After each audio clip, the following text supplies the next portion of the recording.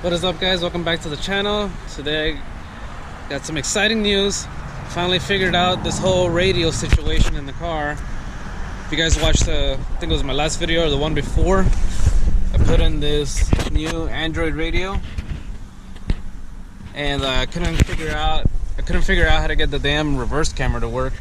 But I finally figured it out, and I wanted to make a video and show you guys because it took me days and days of searching on YouTube and on Google to try to figure this out. And I honestly, I was about to give up. I'm about to say screw it, I guess I'll drive without a rear view camera, or eventually just or go back to my stock radio. I even thought about that, to be honest. I was like, okay, you know what, fuck this, I'll just go back to my stock radio.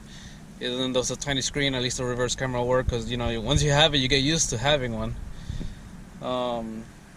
But I did find on Facebook, actually, in one of the Facebook groups, somebody showed this to me, and they sent me a picture of the wiring under the car's dash itself, on where the reverse camera gets triggered when it's activated, the wire that triggers it.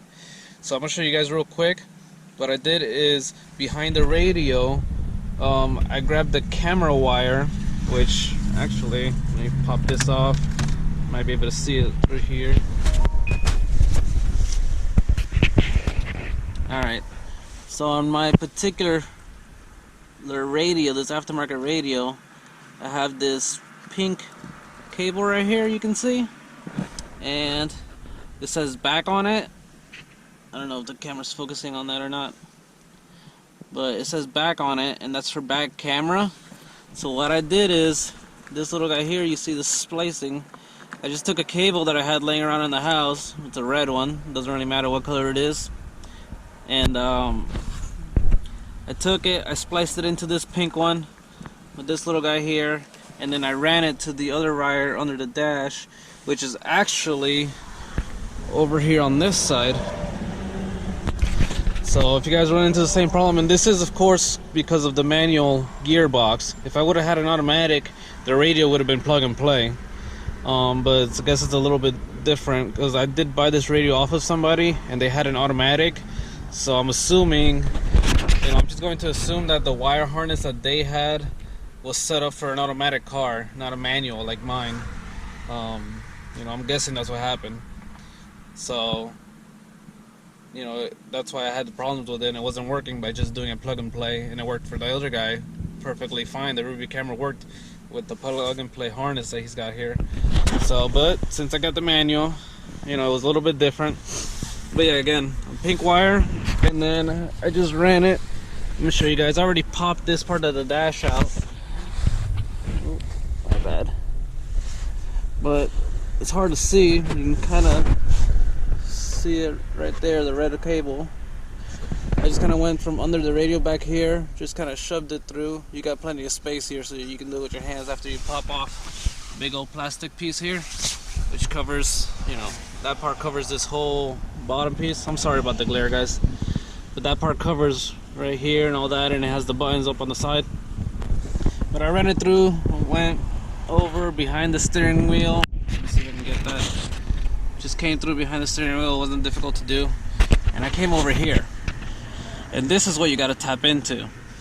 This green plug here at the end, you got to get the last cable here at the end, which is kind of hard to see because of my little adapter in the way there, but actually you can kind of see here, it's a light green cable. The one all the way at the end on the top is a light green cable, and that's the one that you want to splice into. That triggers the reverse camera in this car from OEM, the OEM harness. So just ran the wire onto that, and it started working perfectly fine. Let me show you guys real quick. Go ahead and turn on the car.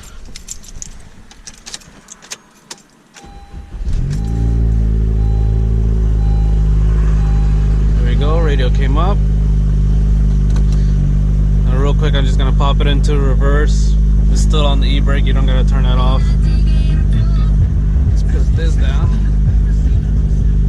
Alright, there we go. Right, it's back. And there's the camera.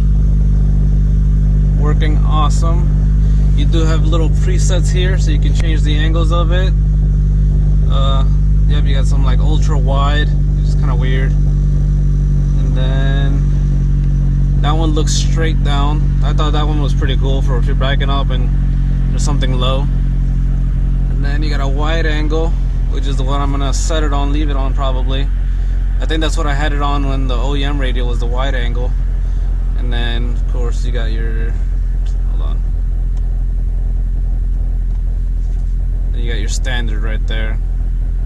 I don't know why the camera options are hard to press at times when everything else works so smoothly, but whatever, no big deal. Once you pick one that you want, you just kind of leave it there. You do get the lines too, so that's nice. They don't turn with the steering wheel like, well actually they do, shit. I know some cars have this feature. If you're turning your steering wheel, it'll turn with it, the lines will turn with you. So that's pretty cool. I literally just learned that. I did not try to turn the steering wheel before. So if you like that, there you go. You got that option. Go ahead and put this back into neutral, and then you get your normal radio back. And just in case you guys didn't know, this bottom piece, to take it off, is just held in by a bunch of clips. So you literally just start yanking on it. I started at the bottom here because there's a good grabbing point, which is down here, and I just yanked it out, and you can see there along the edge. So you just start pulling out along the edge. There's a clip that goes there, there, and there. There's no screws at all, so you just keep pulling on it. There's a couple more clips at the top, so up here too. Just pull on that, and then on the other side too. Once you start pulling on it, and there's a clip that goes there and there, and it'll just pop right off. So real simple, nothing crazy.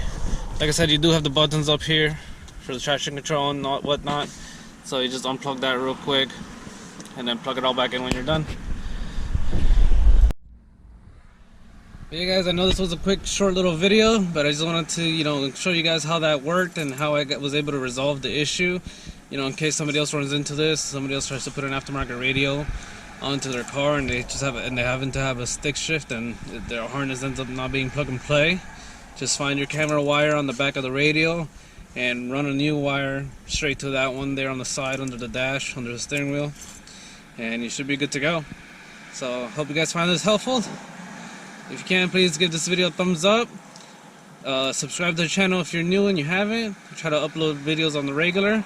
But until next time guys, take care and have a great day.